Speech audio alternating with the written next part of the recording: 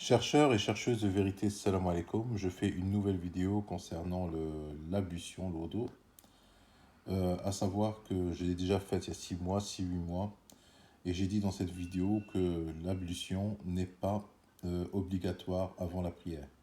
Tu n'es pas obligé de te laver avant la prière avec ce rituel que font les sunnites, c'est-à-dire se laver les mains 3 fois, se laver le visage, passer la main sur la tête et dire en même temps Ashhadu an la ilaha illallah, Ashhadu anna Muhammadan Rasulullah.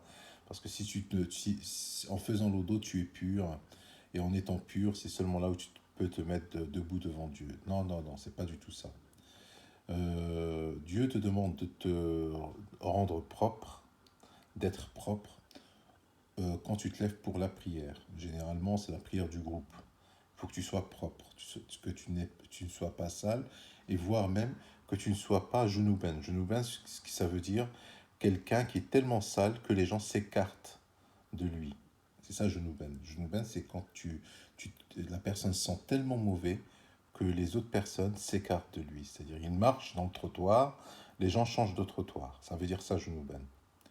Bon, bref, alors pour eux, les sunnites, ils ont falsifié le mot junuban. Junuban, ils vont dire que si tu as couché avec ta femme, c'est-à-dire si tu as eu un rapport sexuel, tu dois faire la grande ablution, c'est-à-dire le bain.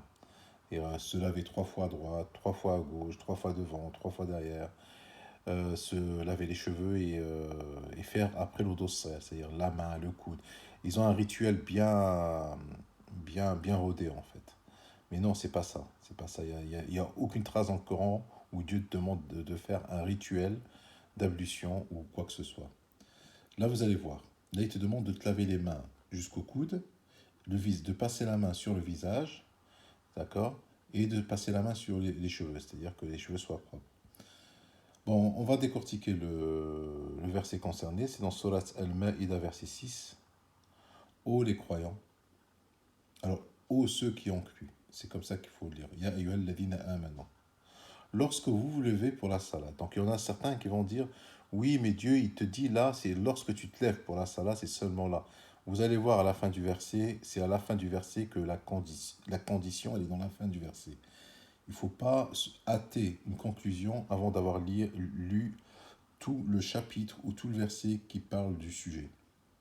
Donc, lorsque vous vous levez pour la salat, lavez vos visages. Donc il te demande de laver. Dieu, il ne va pas t'apprendre comment laver le visage.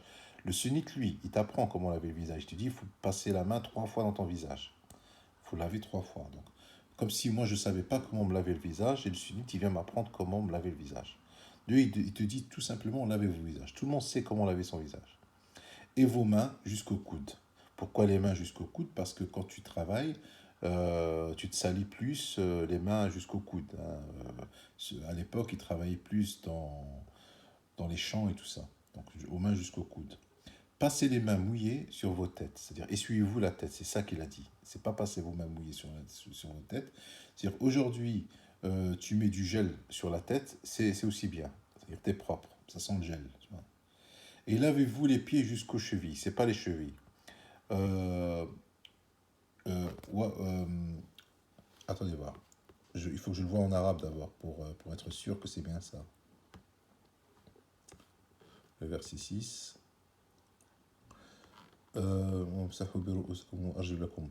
Alors tu dois t'essuyer. Alors c'est pas lavez-vous les pieds. Tu dois t'essuyer la tête et les pieds jusqu'au le ka'bayn. Le ka'bayn, c'est pas les chevilles.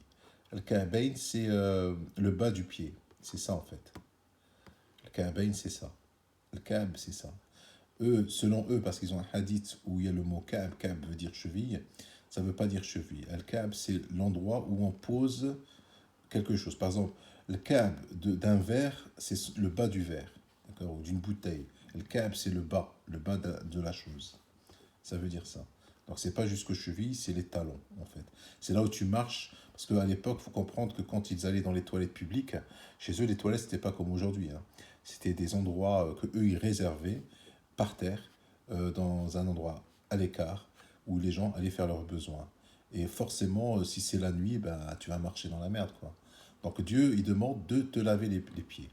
D'accord. C'est-à-dire que tu vas propre faire la salade. Tu ne sens pas la merde. Excusez-moi, mais bon, je ne peux pas le dire autrement. On continue.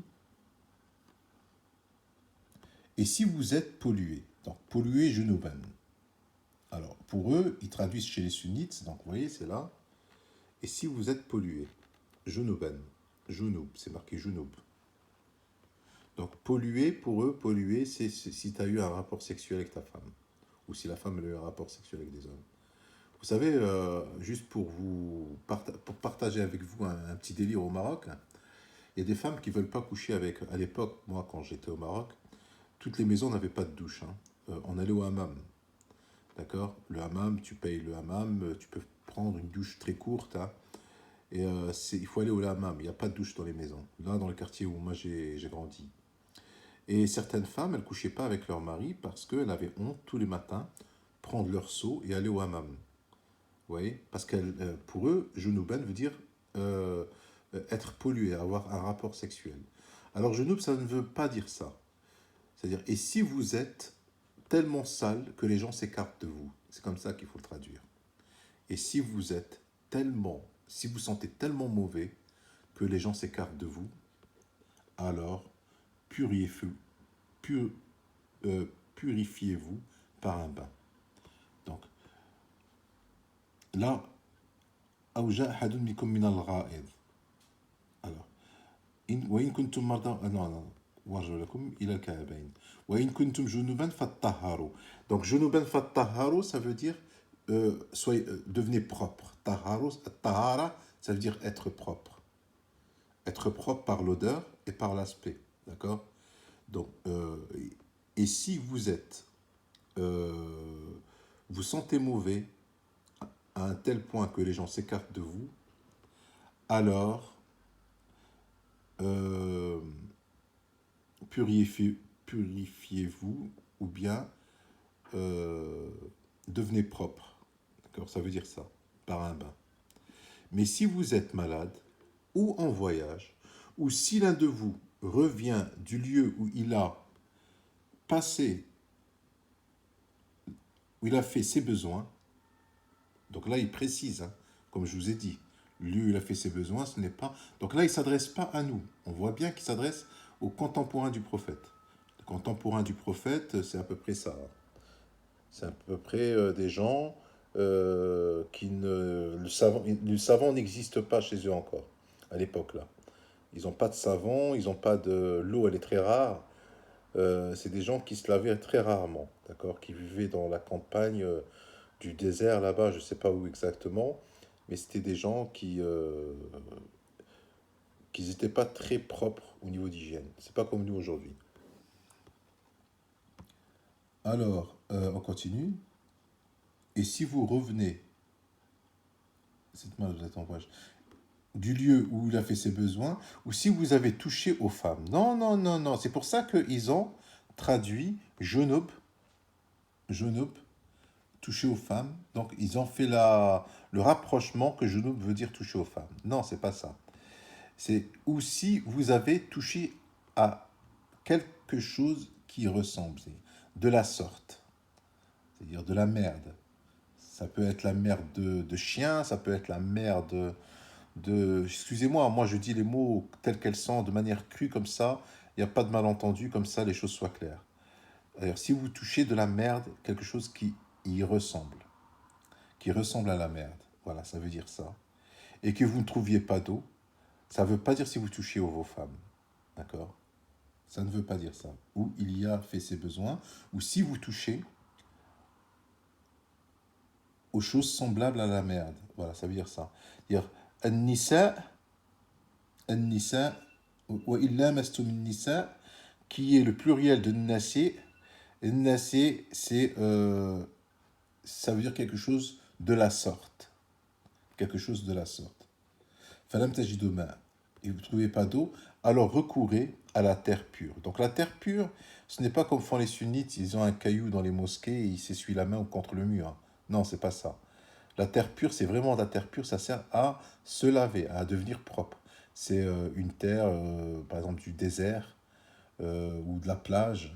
Les gens, il y en a, moi à l'époque, quand j'étais jeune, des fois on lavait les assiettes dans la plage, hein, vous savez, tu passes un peu de terre ou bien de sable sur l'assiette et tu frottes, tu frottes, tu frottes, après l'assiette elle est propre. Passez-en sur vos visages et vos mains. Donc cette terre pure qui est du sable, en fait du sable propre, c'est pas le sable qui salit, hein, c'est le sable qui... voilà. Après tu passes sur le visage et sur les mains. Allah ne veut pas vous imposer quelque gêne. Donc c'est ça la réponse au début de la salade quand il te dit lorsque vous vous levez pour la salade. Allah ne veut pas, c'est-à-dire vous humilier en quelque gêne. C'est-à-dire, c'est comme si quelqu'un, tu lui dis, écoute, t'es sale, lève-toi, va te laver. Comment il va le prendre, lui? Tu lui dis, t'es sale, si tu veux te parler à moi, tu vas te laver d'abord. C'est comme ça. Parce que Dieu, il leur dit, si vous levez à la salade. Mais ça concerne qui? C'est entre le croyant et Dieu, d'accord? Donc, Dieu, c'est comme s'il lui disait, si tu veux te laver, si tu veux parler à moi, alors tu te laves. T'es sale. Alors, c'est pour ça que Dieu, il dit, Allah ne veut pas vous imposer quelque gêne. Mais il veut vous purifier, c'est-à-dire que vous soyez propre. Et par faire sur vous son bienfait, peut-être serez-vous reconnaissant. Donc, maintenant, aujourd'hui, moi, je prends des douches tous les jours. Je suis toujours propre. Je sens le parfum. Je mets du déodorant. Je me brosse les dents. Et si je veux me lever faire la salade, pourquoi, je vous pose la question, pourquoi j'irai faire l'ablution? Le sunnite, des fois, il est des fois parfumé, machin et tout, mais il se lève quand même et il va faire l'ablution. Il va faire l'ablution parce que c'est obligatoire pour lui. Moi, je dis que c'est pas obligatoire parce que dans le verset là, il te dit pas à chaque fois que tu te lèves pour faire la salade. Et il te dit pas, et tu vois bien qu'il parle à des gens qui sont sales, des gens qui reviennent d'un lieu où ils ont fait leurs besoins, donc ils ont marché dans la merde. Donc, genouben, ça veut dire que c'est des gens qui puent tellement qu'on s'écarte d'eux. D'accord? Donc, il parle à ces gens-là. Aujourd'hui, tu mets du gel sur la tête, tu te brosses les dents, tu prends une douche. Si tu fais ça à midi et puis tu es encore propre à l'heure de la prière de 17 ou 18 heures, c'est-à-dire le crépuscule, ben, tu n'as pas besoin de faire de l'ablution. Tu vas faire ta prière directement parce que tu es propre. Tu peux pas comparer un homme propre ou une femme propre. Bon, maintenant, on va prendre un exemple. Quand il dit wa in kuntum junuban, fattaharu, il n'a pas dit lavez-vous, il a dit taharu. Si tu es junub, c'est-à-dire si tu es tellement, tu pues tellement que les gens s'écartent de toi, il t'a dit purifie-toi, il t'a pas dit lave-toi. Parce que si on peut s'écarter de quelqu'un, pas forcément parce que il n'est pas propre physiquement, il peut puer de la gueule par exemple. Excusez-moi l'expression, hein, elle est un peu crue, mais il peut puer de la bouche. Moi, je me souviens quand j'étais sunnite, j'allais dans les mosquées, surtout à l'aube, certains ne se brossaient pas les dents, ben, à côté de moi, je coupais ma respiration, j'étais en apnée pendant toute la prière. En apnée, vous vous rendez compte? Je coupais ma respiration, j'étais en apnée, parce que j'avais envie de vomir, tellement que le mec puait de la gueule. C'est ça, Genouben. Genouben, ça veut dire ça. Ça veut dire quelqu'un qui pue tellement, ça peut venir de sa bouche, ça peut venir de son corps, ça peut venir de ses cheveux, je ne sais rien, mais c'est quelqu'un qui pue tellement. Maintenant, tu as quelqu'un aujourd'hui qui n'a pas fait son ablution et qui s'est brossé les dents dans la journée, qui est propre, qui a du parfum, et vient prier à côté de toi. Je vois pas pourquoi il est obligatoire pour lui de faire les ablutions avant la prière. Donc voilà, l'ablution n'est pas obligatoire avant la prière, et dans le verset là, rien ne l'indique. D'accord. Euh, D'ailleurs, Dieu ne te montre pas comment te laver et tout ça. Il explique à ces gens-là parce que ces gens-là, ils font pas de différence entre sale et propre. C'est des gens qui sont capables d'aller faire la prière alors qu'ils puent la merde. C'est des gens, voilà, c'était pour ça que... Comment veux-tu qu'une religion soit universelle si à la base, tu vas à la mosquée, au lieu où les gens se rassemblent pour prier, et tout le monde pue la merde? Les gens n'auront pas envie de se convertir à cette religion. Donc c'est pour ça aussi que... Et il n'y a pas si vous touchez aux femmes. C'est-à-dire, après un rapport sexuel, t'es pas obligé. Aujourd'hui, automatiquement, n'importe qui, quand il a un rapport sexuel, il va prendre une douche. Ça, c'est obligatoire. Tu vas pas avoir un rapport sexuel et partir travailler, par exemple. C'est pas possible. Après un rapport sexuel, forcément, on va se prendre une douche. Donc, là, quand il dit si vous avez touché aux femmes, ouais, il l'aime nisa, déjà toucher, ça, je vois pas. Le mot toucher, déjà, il a aucun sens. Toucher aux femmes. C'est-à-dire que si je touche une femme dans son épaule, je dois aller me laver, ça veut dire ça? C'est n'importe quoi. Toucher aux choses semblables à la merde, ça veut dire ça. Ouais, il l'aime nisa. Nisa, ça veut pas dire femme obligatoirement dans le Coran. Et nisa, ça veut dire femme, dans certains versets. Vous savez, la langue arabe, c'est une langue très riche. Et le mot change de sens en fonction de la phrase où il se situe. D'accord. Donc, l'amestum nisa, ça veut dire que vous touchez quelque chose de la sorte, c'est-à-dire al-ra'id. Ouais, voilà. Donc, je vous dis salam alaikum et bonne soirée.